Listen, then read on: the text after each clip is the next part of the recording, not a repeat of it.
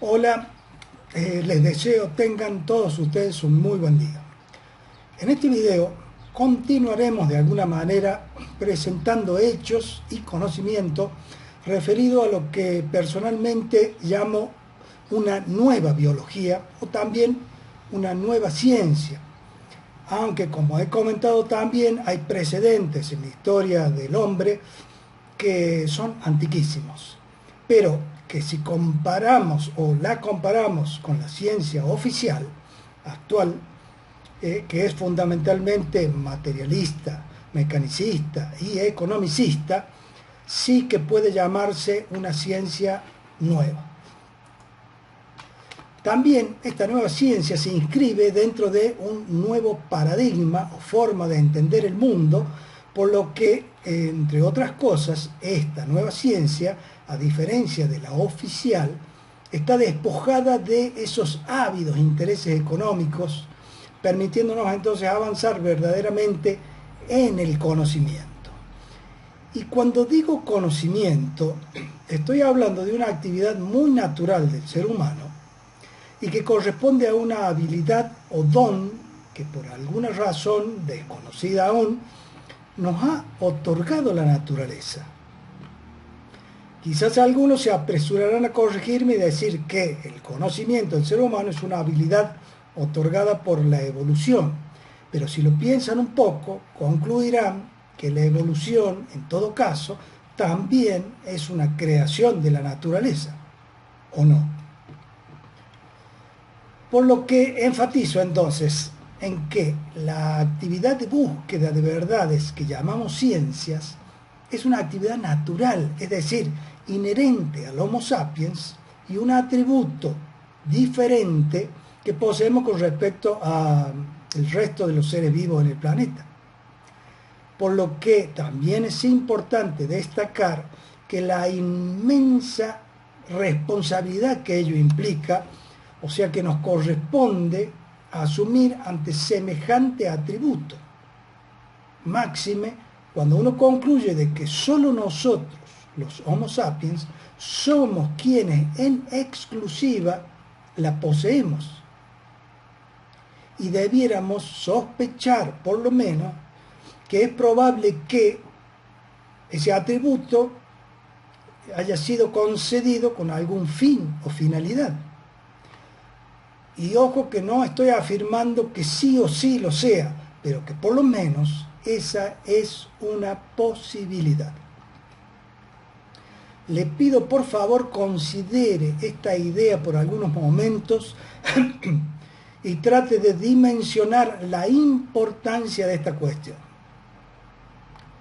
Dicho todo esto, de otra manera y sintetizándolo, diré que la vida es sagrada, pero es aún más sagrado poder entender la vida. Y eso ya es enorme. Bien, en el video anterior comentamos los descubrimientos de Alexander Gurevich y de Fritz Albert Popp y de cómo la luz es el elemento que permite coordinar, es decir, organizar el funcionamiento de billones de células para que un organismo pueda estar vivo. Continuaremos presentando entonces a ustedes un fenómeno referido a la luz, cuya conceptualización nos estaría permitiendo entender de una manera muy diferente a los seres vivos y al universo todo. Lo que, como suelo decir, no es poca cosa. Al fenómeno que me refiero es al de los hologramas y la holografía. Antes de cualquier definición o descripción, nada mejor que una imagen. Miren ustedes esto. Y esto, bueno, que están viendo es un holograma, es decir, una imagen tridimensional formada por luz, que no es como las imágenes convencionales, donde lo que usted ve en una imagen convencional es una cosa material sobre la que la luz ha rebotado o se ha reflejado de su superficie, sino que aquí lo que usted está viendo es solo luz, pero luz que tiene la forma tridimensional de algo material, lo cual literalmente es una ilusión, pues parece que es una cosa material y tridimensional, pero es solo luz, que de alguna manera tiene la información de la forma de ese objeto. Abundando un poco más, veamos hologramas en movimiento en este breve video, y destaco que no es una animación o no son unos efectos especiales agregados al video, sino que las imágenes que se ven en el video han sido grabadas simultánea o conjuntamente con las personas que aparecen en ese video. Veámoslo entonces.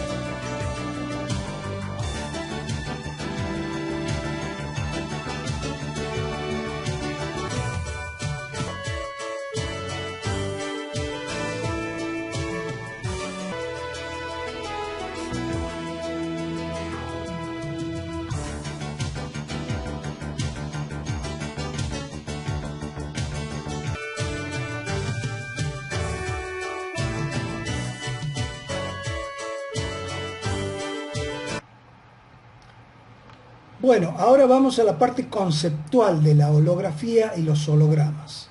La palabra holograma es un neologismo que se compone de dos partes, que sería la parte de holos, o del griego holos, que significa todo, y grama, que se refiere a mensaje, es decir, a información. Esta denominación se la dio su descubridor, el físico húngaro, quien luego se traslada también a Estados Unidos y a Inglaterra, llamado Denis Gabor. Este señor hizo su descubrimiento por casualidad, como casi todos los descubrimientos científicos, pues buscaba una herramienta para mejorar la resolución y definición del microscopio electrónico.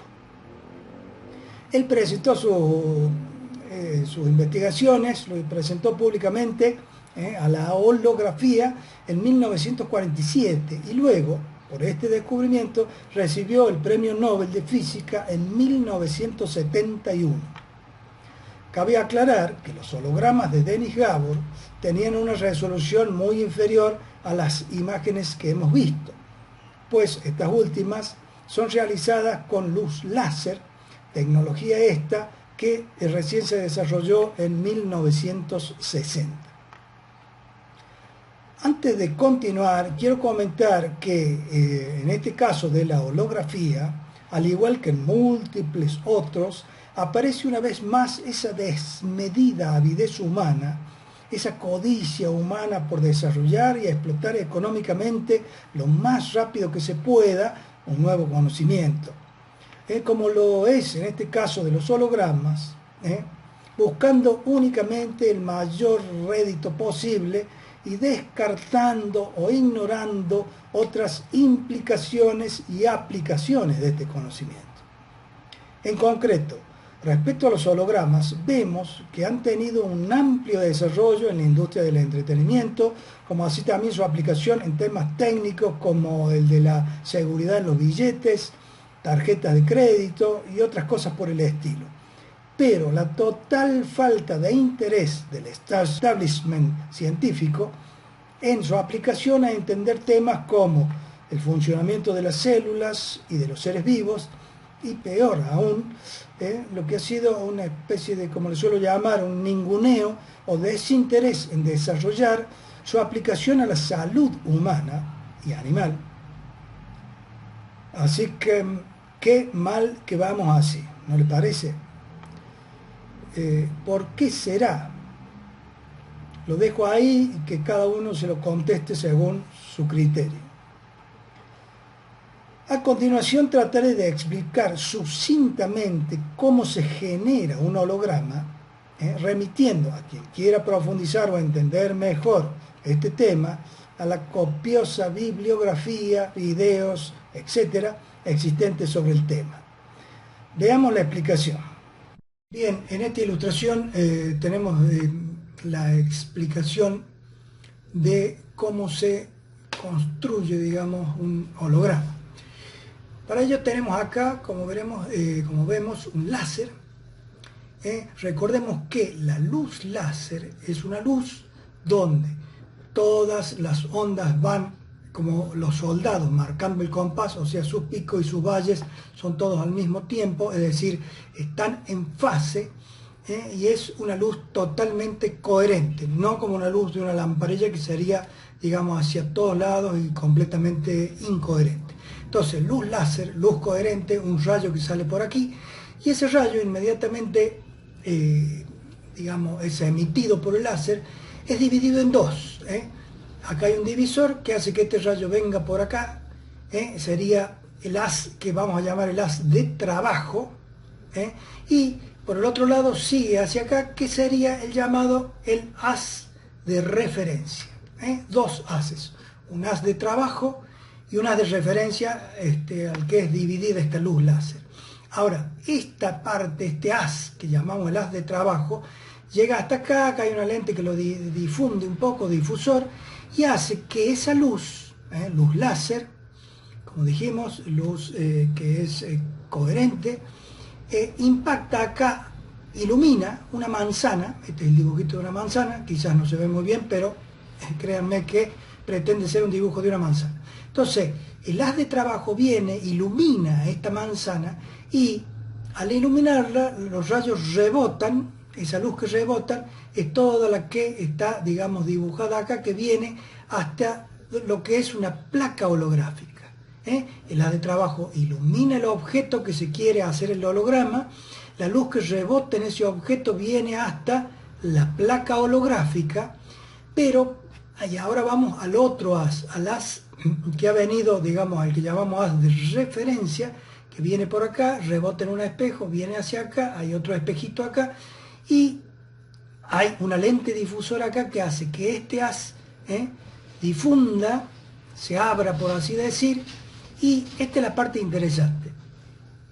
El haz de trabajo y el haz de referencia en esta zona empiezan a interferir un haz con el otro.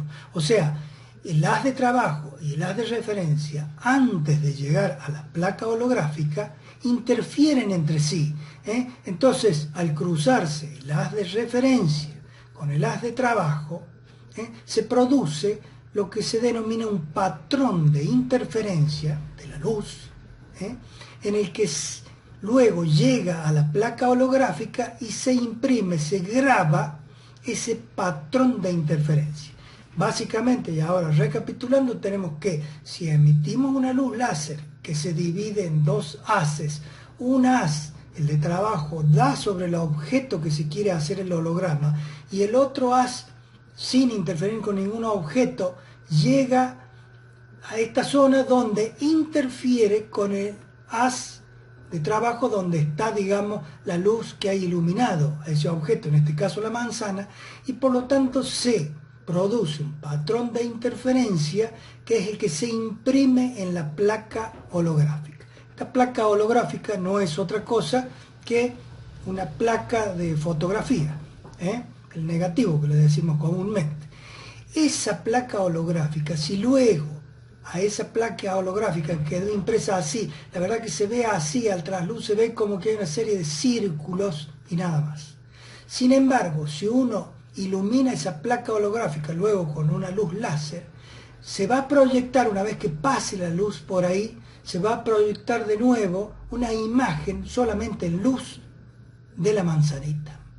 Y esta sería la forma en cómo existen o se puede generar un holograma, donde solamente la luz genera una imagen tridimensional del objeto deseado.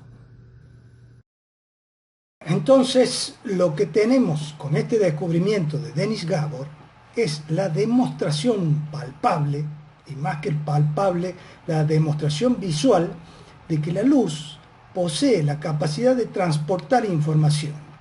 Y destaco especialmente que la luz no es algo material y más aún que la información que lleva esa luz tampoco es algo material. O como suele decir el Dalai Lama, en este caso es algo sobre lo cual no puede ponérsele el dedo encima, no es algo material. Y sin entrar en repeticiones de videos anteriores, la luz se evidencia como portadora de información y por ello que observamos que la ciencia biológica oficial está perdida, por así decirlo, al querer encontrar toda la información de un ser vivo en el ADN, pero solamente en la parte material del ADN, es decir, en sus nucleótidos. Por lo que espero pueda usted considerar cómo esta es una manera más de extraviarse que tiene el materialismo, que solamente mira eso, ¿no? La materia.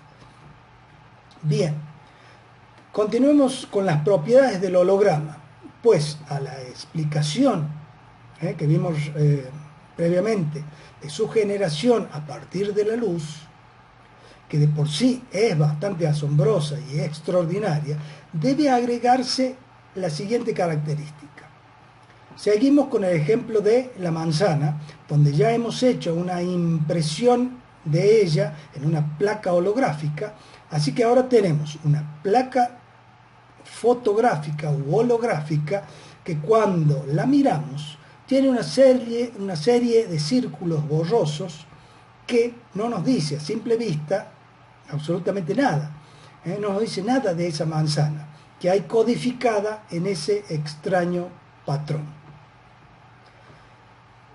Si tomamos esa placa holográfica y con unas tijeras cortamos la placa por la mitad y luego tomamos una mitad y la iluminamos con el mismo láser, y nuestra intuición nos dice que lo que se proyectará ahora será la mitad de la manzana, pero no, la imagen que aparece es la manzana completa otra vez. Diablos, diría un desconocedor, ¿no?, del tema. Iluminaría prontamente la otra mitad y de nuevo aparecería una manzana completa. Acto seguido, lo que cualquier humano curioso haría sería cortar más y más, digamos, la placa holográfica e ir iluminando las distintas partes. ¿Y qué creen? Aparece, cuando se ilumina cada trozo de esos cortes, una imagen de la manzana completa. Eso sí, el tamaño de la manzana proyectada disminuye de tamaño con cada corte, pero la información de la totalidad sigue estando en cada trocito de la placa holográfica inicial. Conclusión: en este patrón de interferencia que está grabado en la placa holográfica, por alguna razón que no terminamos de entender bien, la información del todo está en cada una de las partes. Y este descubrimiento lo que pone sobre el tapete es que la información que puede acumular o transportar la luz bajo ciertas circunstancias no es de una parte por aquí y otra parte por allá, sino que lo es todo en todo. Es decir, toda la información está en cada una de las partes. Y eso, en gran medida, ha sido lo que ha disparado en nuestra civilización occidental la idea o concepción del holismo, de que de alguna manera nos confirman viejas concepciones de otras culturas donde siempre se ha afirmado que todo está conectado. Referido a la biología en particular, con esta concepción holística en mente, se empieza a entender mucho mejor la teoría general de sistemas de Ludwig von Bertalanffy, teoría que finalmente se ha visto, se puede aplicar no solo a los seres vivos, sino a otros sistemas, como sistemas sociales, económicos, mentales, lingüísticos, etcétera, etcétera, e incluso a la totalidad del universo, que sería entonces un descomunal holograma, pero no fijo, rígido como la manzana, sino modificable a cada instante. Así que, en atención a esto, debiera usted considerar la posibilidad de que una simple acción suya, un simple pensamiento, un fugaz sentimiento, está impactando y modificando el universo entero. Sé que suena esto a fantasía, pero una vez más la realidad la termina superando. Pero bajando de esas alturas, miremos algunas explicaciones más terrenales de la holografía. Hemos visto que en una placa holográfica la información del todo está en cada una de las partes. Y uno podría preguntarse, ¿habrá otras cosas en la naturaleza que puedan tener ese tipo de propiedades de los hologramas? Pues sí, y están, pero tan cerca de usted como ninguna otra cosa podría estar, porque es usted mismo un ser vivo con billones de células, y cada una de esas células tiene toda la información de todo lo que es usted, y tal vez más aún. Por otro lado, aclaro que no estoy diciendo que nosotros seamos simplemente o solamente un holograma. Solo afirmo que esta característica de un holograma, de poseer en una pequeña parte la información del todo, se repite en cada célula del organismo pluricelular, como seríamos nosotros, por lo que, por ejemplo, la clonación se basaría en esta característica que también aparece en los hologramas. Otra afirmación que va en el mismo sentido es la que fue el trabajo científico de Karl Pribram. Karl Pribram, nacido en 1919 en Austria y fallecido en 2015 en Estados Unidos, y fíjese cómo prácticamente todos los científicos importantes nacen en distintas partes del mundo y van a parar a Estados Unidos, que parece funcionar como una aspiradora de cerebros, por lo menos en los últimos 100 años. Pero como decía Karl Pribram, que trabajó en la Universidad de Stanford y Yale, en Estados Unidos, fue un neurofisiólogo que trataba de entender el funcionamiento de nuestro cerebro y trataba de localizar dónde se almacenaban los recuerdos, en qué parte física de nuestro cerebro se archivaban nuestros recuerdos. Pasó muchos años sin lograr descifrar este enigma y es en esa búsqueda en que también investigó este tema junto con otro gran neurofisiólogo que fue Carl Lashley. Carl Lashley efectuó crudos y crueles experimentos con ratas, donde, luego de que el animalito había aprendido el recorrido de un laberinto que lo llevaba al alimento, procedía a intervenirlo quirúrgicamente e ir seccionando distintas partes del cerebro con el objeto de determinar en qué parte del cerebro de la rata se guardaba la memoria, es decir, la información del recorrido del laberinto. Lashley llegó al extremo de cortar en sucesivas cirugías prácticamente la totalidad del cerebro del animal y, sin embargo, arrastrándose lastimosamente, la ratita continuaba recordando el recorrido del laberinto que lo llevaba a la comida. No haré comentarios sobre estos métodos de investigación para no dispersarme, pero espero que mi gestualidad le transmita mi postura al respecto. Bien, pero continuemos. Todo esto tenía muy perplejo a Karl Pribram, quien, leyendo un artículo en la prestigiosa revista científica llamada Scientific American sobre hologramas en la década de 1960, encontró la respuesta al misterio de dónde se guardaba un recuerdo en el cerebro. La respuesta es simple.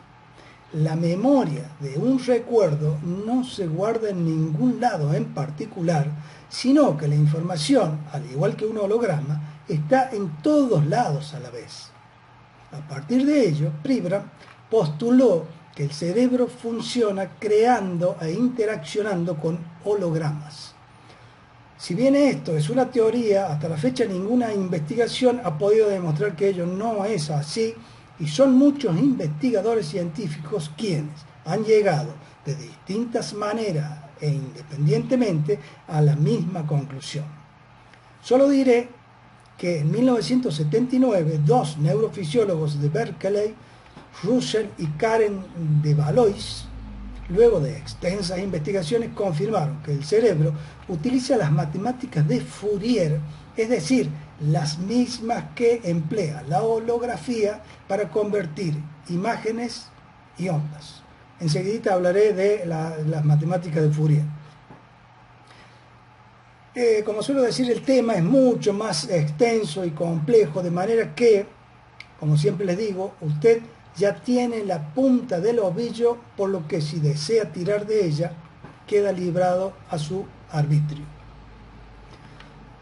Otro científico de renombre que afirma sobre la existencia de los hologramas fue nada más y nada menos que David Bohm, nacido en 1917 y fallecido en 1992, prestigioso físico de la Universidad de Londres, Berkeley, California, Princeton y otras.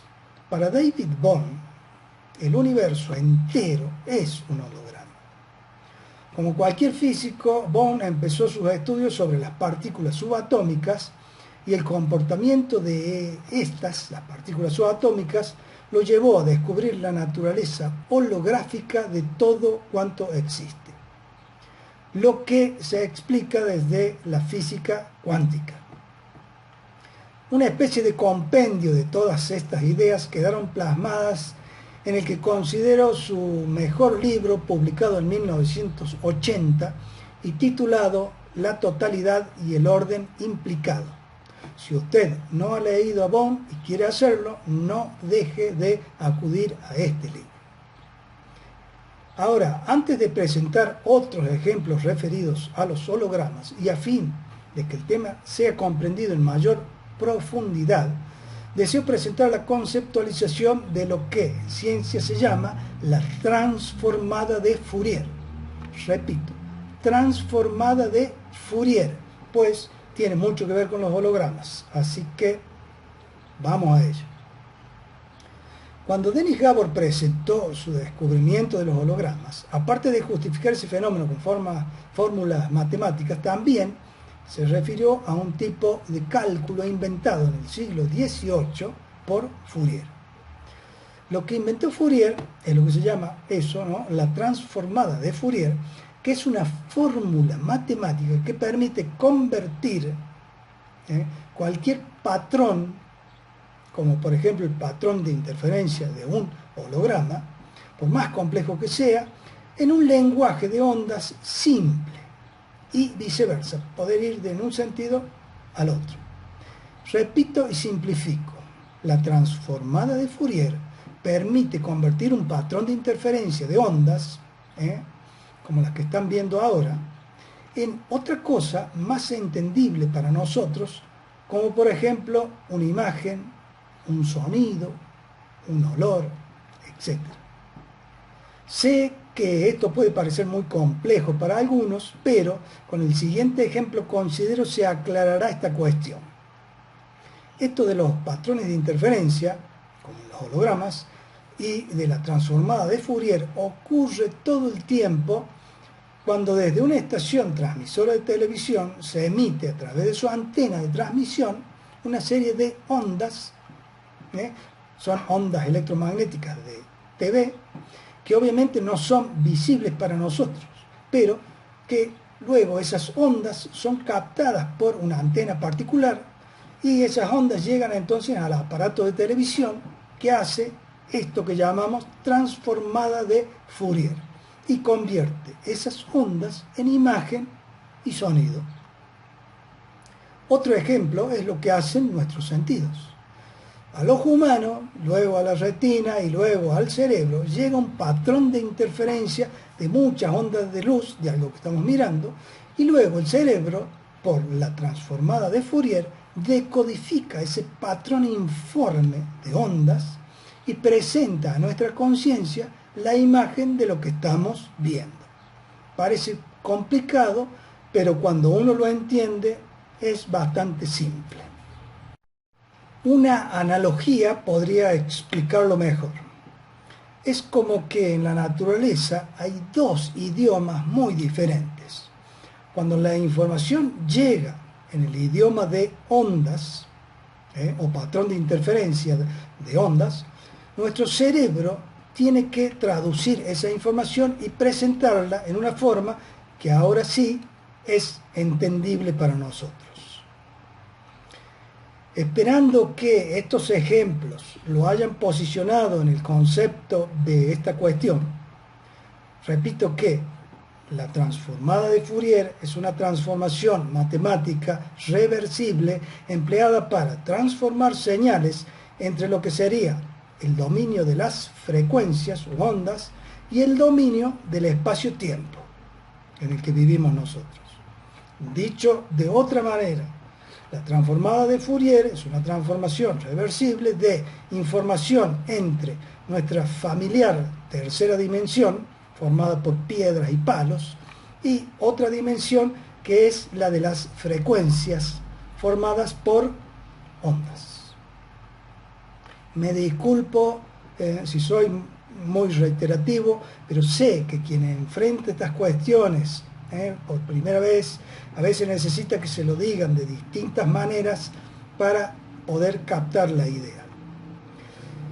Ante todo lo dicho, y como afirman algunos autores, todo el universo son o podrían ser solamente ondas, y nuestros sentidos estarían haciendo todo el tiempo una transformada de Fourier, y esa es la realidad que percibimos. Muy distinto a lo que por ahí se cree. Pero una vez más, descendamos a tierra y continuemos con algunas otras aplicaciones de los hologramas, referida a esta característica ahora de que la información del todo está en cada una de las partes. Todos, por lo menos, hemos escuchado hablar de la auriculoterapia, que es un procedimiento que se emplea en salud para el tratamiento de múltiples dolencias y enfermedades, y se hace mediante la aplicación de estímulos en el pabellón auricular, en la oreja, ya sea con agujas, con electricidad de baja intensidad, con luz láser, con temperatura, masajes, etc. Y sin pretender entrar en la técnica en sí, lo que explica a la auriculoterapia es que todo el organismo está representado en la oreja. Si bien los chinos conocían esta técnica, fue el médico francés Paul Noyer quien en el año 1957 desarrolló todo esto de la auriculoterapia y comprobó científicamente sus fundamentos, y a partir de allí han sido aceptados esto de la auriculoterapia prácticamente en todo el mundo, incluyendo hasta la Organización Mundial de la Salud, la OMS, organismo tan cuestionado actualmente. La auriculoterapia básicamente consiste en que tocando o estimulando o sedando ciertos puntos en la oreja, se está tocando o estimulando o sedando, por ejemplo, el hígado, el páncreas, la vejiga, distintas partes del cerebro, etcétera, etcétera, etcétera. Lo que es decir que en la oreja están representadas cada una de las partes del cuerpo.